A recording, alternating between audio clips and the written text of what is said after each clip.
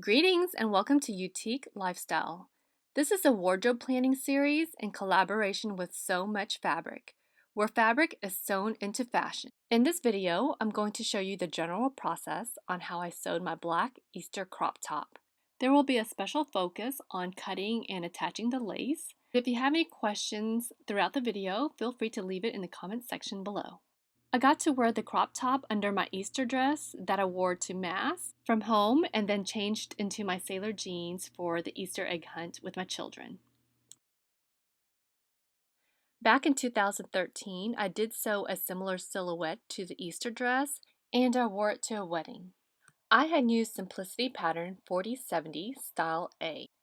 For my Easter crop top, I did modify the pattern by adding a concealed button placket.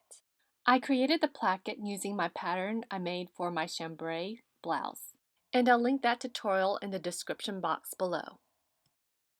Due to social distancing, Roz dropped off the fabrics and notions at the front door, and it felt like Christmas. Thank you for your extraordinary services, Roz. For this project, I used a black Gutermann thread, color number 10, the black stretch cotton sateen, and this beautiful black floral guipure lace. So let's get started. I had laid out the cotton sateen and then placed the toile on top. Next, I pinned it together, and then I'm going to use my rotary cutter to cut the fashion fabrics.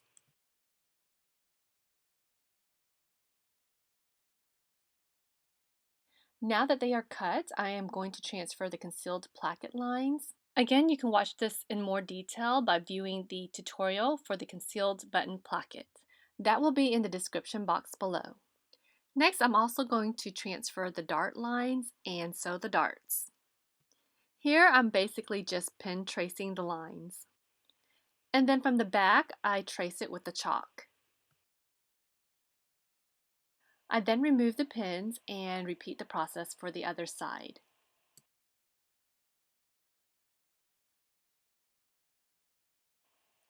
I will thread trace the darts so that I can feel it on both sides of the fabric.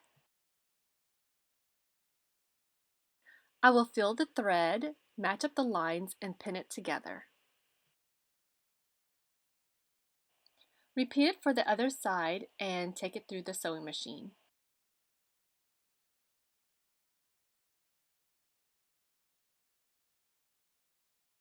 After sewing the darts, sew the front princess seams together as well. I used French seams to sew the front and back of the bodice pieces together. With wrong sides together, I stitch along the sides 1/4 of an inch. After sewing it, I will trim the seam down to about 1/8 of an inch. Next, remove the pins and flip it to the inside. And then I will stitch it at 3/8 inch on both sides. And this will encase the initial seam. I also use the French seam for the shoulders. I had some black bias binding on hand, so I decided to sew the bias binding to the right side of the neckline and then fold it over and hand stitched it down on the inside. I repeated the process for the hem as well. And here I have bias bound the princess seams as well. Here I did use the automatic buttonhole maker on my sewing machine, then use the seam ripper to cut it open, and fray check to prevent threads from unraveling. I will sew on one decorative jet mirror button to the very front of the blouse.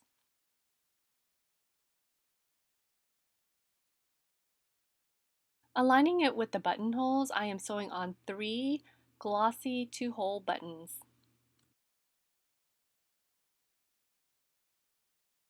Before I attach the lace, I will stitch 5/8 inch seam around the armhole and then cut slits.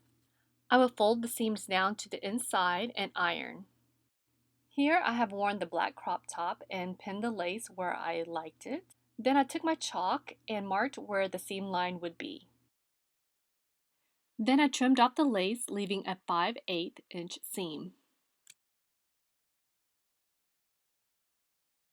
I removed the pins, and now I have the shape of the sleeve. I thought it would be easy to match up the other end of the fabric, however when I lined it up, the pattern didn't match. So I flipped it over and matched the flower pattern and then cut.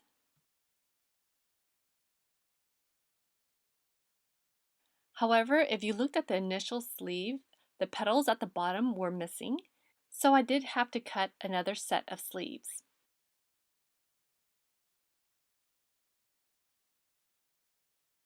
And now I have two matching sleeves.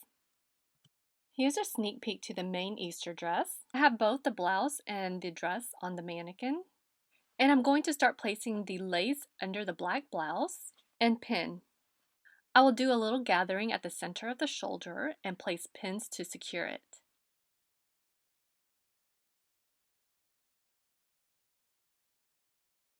Here I'm trimming off excess fabrics hanging from the lace. I'm going to do some quick measurements. The widest part of the sleeve is 3 inches, and from the center of the shoulder down the back is 4.5 inches. The front lined up with the princess seam, so I'm just going to duplicate the measurements on the other side.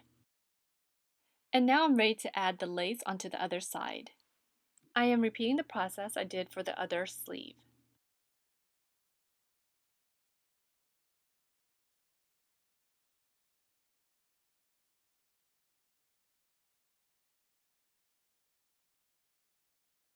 I will be checking measurements to make sure they match. I would also visually just double check to make sure everything is balanced. And when everything looked good, I was ready to attach the bias binding. I attached the bias binding to the armhole the same way I did the neckline and the hem. So here I am hand sewing it down towards the inside.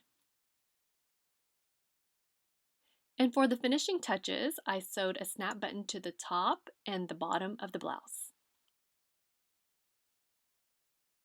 I am complete with my black Easter crop top.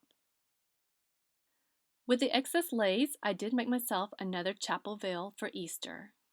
So I had a new two-piece dress to wear to Easter Mass from home, and then afterwards I changed into my sailor jeans for the Easter egg hunt with my children. The video for the Easter dress and my sailor jeans are coming soon. In the meantime, I was able to make many more outfits with the black crop top and my MeMade Bottoms. If you enjoyed this video, please click like, subscribe, and don't forget to ring that bell for new future tutorials. Well, thank you for watching, and I hope you got inspired to create something extraordinary out of the ordinary.